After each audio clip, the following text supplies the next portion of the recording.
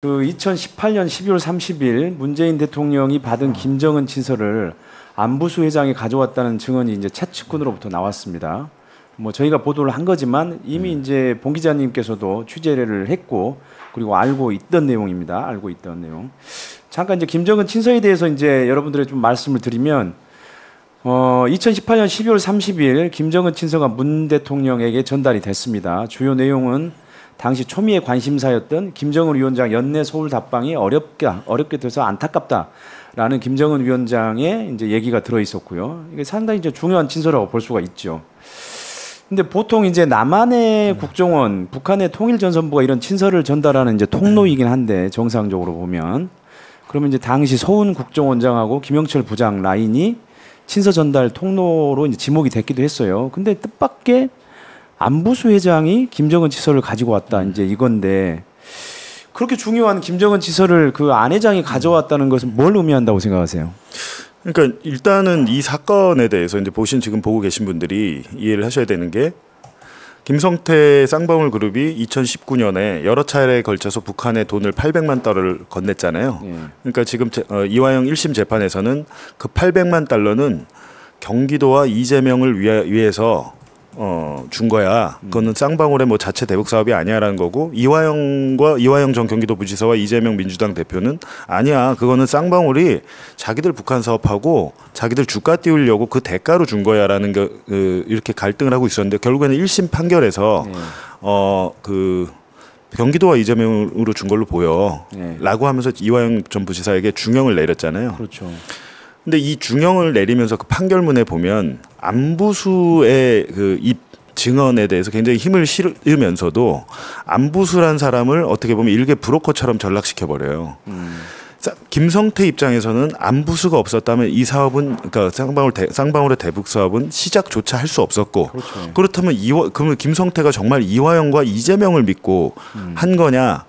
아니면 안부수를 믿고 한 거냐 이것도 이제 어떻게 보면 갈등 지점이 있는 건데 판사는 그거는 또 이화영과 그 이재명을 믿고 한 거야 이렇게 판결을 한 거예요. 그러니까 안부수는 중요한 역할을 하긴 했어. 안부수의 증언 좋아 믿을만해. 안부수의 증언 다 증거로 채택하겠어. 왜 김성태와 일치한 진술을 하고 있어라고 하면서 안부수의 역할에 대해서 축소합니다. 근본적으로 김성태는 경기도와 이재명을 믿은 거지 안부수를 믿은 게 아니야.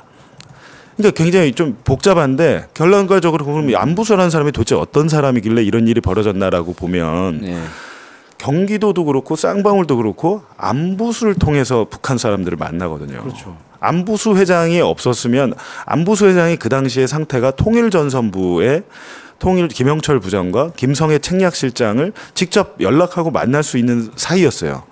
우리나라 모든 대북 사업과 민간 대북 사업과를 통틀어서 통전부와 그렇게 직접 연락한 사람은 없습니다. 그리고 그 북한 정찰총국 소속의 대남 요원이라는 리호남 씨는 뭐 영화 공작의 그 이성민 씨가 연기한 이명훈 흑금성 그 사건의 그 실제 인물이잖아요. 근데 그 리호남조차도 리호남, 김성애, 김영철 이게 쟁쟁한 사람들을 직접 연락해서 중국에서 수시로 만났고 평양에까지 들어갑니다. 평양에 들어가서 김영철 통전부장과 단독으로 독대를 해요. 그러면서 그 옥류관, 그 평양의 냉면집 옥류관 뭐 이런 사업 그리고 대동강 맥주를 독점 판매권 같은 걸 받아와요. 그런데 이 사람이 그렇다면 그 북한과 어떻게 이렇게 가까워질 수 있냐 뭐 이런 의문들이 들잖아요. 근데 어찌됐든 이 안부수 회장의 이 대북 네트워크를 통해서 이화영도 이거를 이용하고 싶었던 거죠. 안부수를 통해서 이재명 경기도지사의 방북을 성사시키고 싶었던 거예요. 그때 당시 문재인 대통령이 경기도지사만 빼고 그렇죠. 그때 2021년 9월인가요? 2018년 9월에 평양에 갈 때 경기도지사만 빼고 뭐 강원도지사나 뭐 다른 데들 데리고 갔는데 경기도지사 입장에서는 가고 싶잖아요. 자기도 이제 당연하죠. 자기 존재감이나 이런 거 표현해서 이화영은 그걸 추진을 했던 건데 안부수라는 사람이 없었다면 안 되는 건데 제가 볼 때 이 사람은 대단한 사람인 게 국정원의 협조자로 이것 때문에 발탁됩니다. 김영철 통전부장의 독대를 할 수 있다는 걸 국정원이 파악한 거예요. 안부수 얘 뭐야 해성과 같이 나타나서 갑자기 엄청난 일을 뭐 네트워크를 하고 있네. 그걸 확인을 하고 국정원이 자 그러면 안부수를 통해서 우리가 국정원에 특활비를 줄 테니까 안부수 너는 우리가 앞으로 시킨 대로 질문하고 답변을 받아와라는 미션을 줍니다. 일종의 안보수 회장은 이중간첩 행위를 한 그렇죠. 거거든요. 국정원의 협조자이기도 하지만 이제 상대방 파트너인 북한 통일전선부에서는 안보수를 불러다 자기들이 또 어떤 말을 함으로 인해서 메시지가 왔다 갔다 하잖아요. 그러니까 일종의 메신저 역할을 했는데 심지어는 김영철 통전부장의 심장병, 심장질환 약까지 안보수가 갖다 줍니다. 근데 그게 전문의약품이라서 안보수가 어떻게 구할 수가 없어요. 처방전이 있어야 되잖아요. 근데 그 약을 국정원에서 구해서 안보수 손에 들려서 안보수가 중국이나 평양에 가서 김영철 통전부장의 심장약을 갖다 줄 정도의 사이였던 거예요. 근데 김성태 입장에서는 처음에는 안보수가 믿어왔겠습니까? 김성태 입장에서는 뭐 예를 들면 김성태가 검찰 가서 이런 얘기 하잖아요. 김성애 실장이라는 사람이 TV에 자꾸 나오는데 그때 당시 북미 정상회담을 조율하는 실무자가 김성애 책략 실장인데 김성애 실장이 맞아? 만약에 조선족 배우를 써가지고 나를 속이려는 거 아니야? 그러니까 김성태 회장은 되게 의심이 많았던 것 같아요. 그러니까 처음에는 안보수를 안 믿다가 안보수 회장을 결정적으로 믿게 된 상황. 와, 이 사람 장난 아니다. 내가 이 사람을 믿고 베팅해도 되겠다라고 김성태가 마음을 먹은 사건이 바로 김정은 위원장의 친서 배달 사건이었죠. 그게 2018년 12월 29일, 30일 1박 2일간 북한 단둥에 가서 안보수가 사실은 혼자 국정원에는 저 혼자 갔다 갈게요라고 말했지만 김성태 회장을 데리고 간 거죠. 김성태가 그때 처음으로 그 김성애 그 통전부 실장한테 자기들의 북남 사업 협력 제안서를 제시합니다. 자, 저희가요. 그 뭐 경기도 스마트팜이고 뭐고 뭐 예를 들면 뭐 어떤 대가를 얘기했을 거 아니에요. 돈을 드릴 테니까 이 사업 하게 해주세요.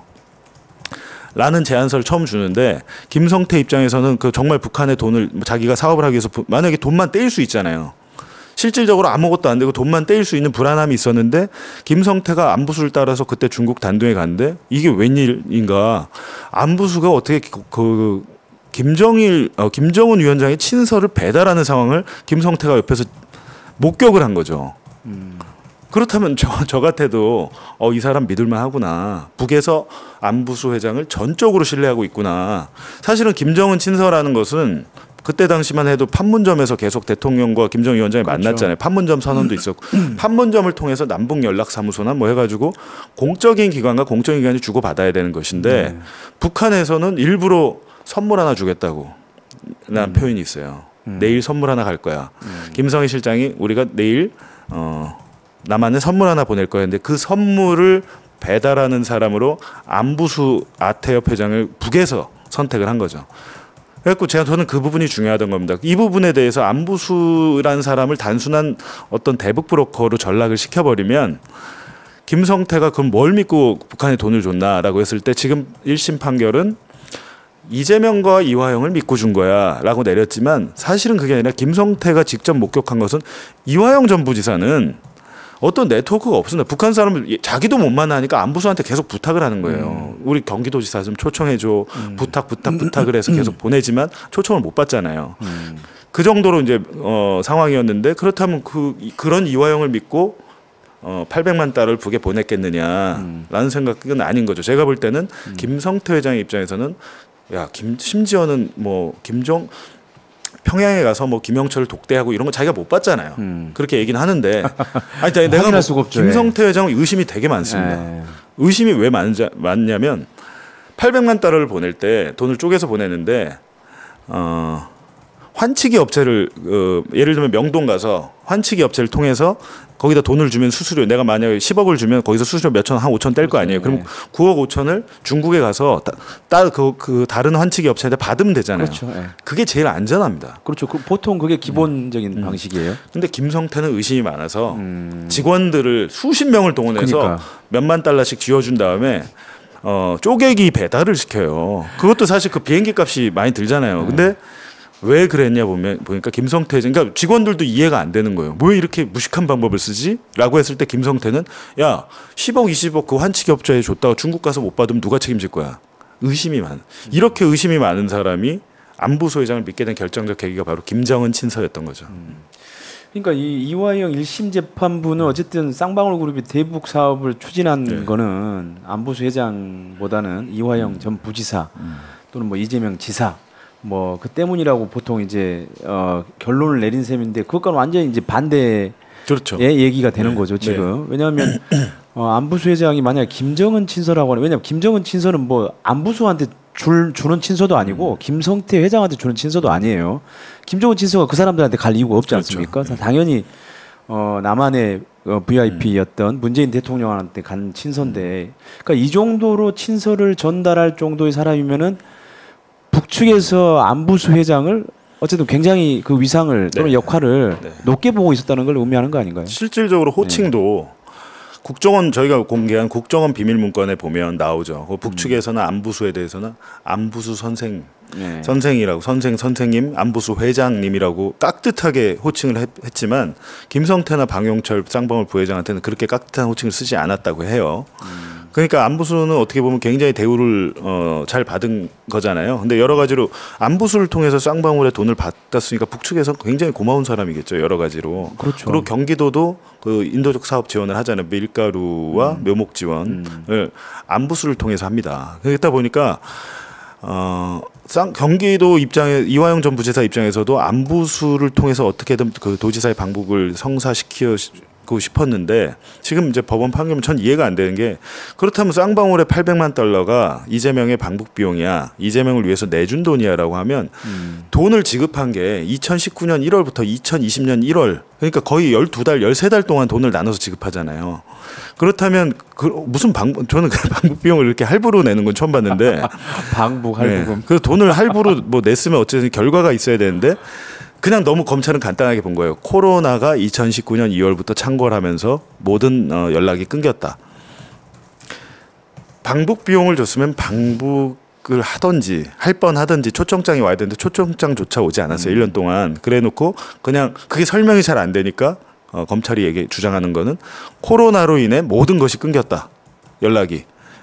사실은 코로나 아니었으면 2019년 몇 월쯤에 방북을 할 예정이었다는데 거기에 대한 증거는 없죠. 아무런 증거가 없이 그냥 그런 어떻게 보면 그림을 그려서 했는데 이제 저는 이화영 재판 1심 그 수원지법 판사님이 내일 김성태 쌍방울 회장에 대한 선고가 1심 선고가 있습니다. 네. 이화영을 먼저 한 거고 어찌됐든 북한에 돈을 준 거는 김성태 쌍방울 회장이니까 쌍방울 회장에 대해서 대북송금에 대해서 외국환 관리법 위반에 대해서 내일 선고를 해요. 근데 앞서 검찰이 징역 3년 6월을 구형을 했잖아요. 네. 근데 이렇게 되면 징역이 3년 이하면 집행유예가 가능해집니다. 그러니까 앞서 그때 이화영 전 부지사가 9년 6개월 중형을 받을 때 이 모든 쌍방울의 그 대북송금 실무를 맡았던 방용철 부회장은 집행유예로 풀려났습니다. 풀려났죠. 네. 재판부에서 그 부인과 손잡고 나갔어요. 집에 갔어요. 그러니까 옷 갈아입고 갔겠죠 구치소에서. 근데 내일 지금 김성태 회장은 지금 보석으로 나와 있잖아요. 석방이 돼서 나와 그렇죠. 있는데 김성태 회장은 어쨌든 실형을 받지 않을 확률이 높습니다. 이 대북송금 사건에 대해서. 아예 실형을. 네. 지금 구형을 적게 했잖아요. 3년 6월. 예.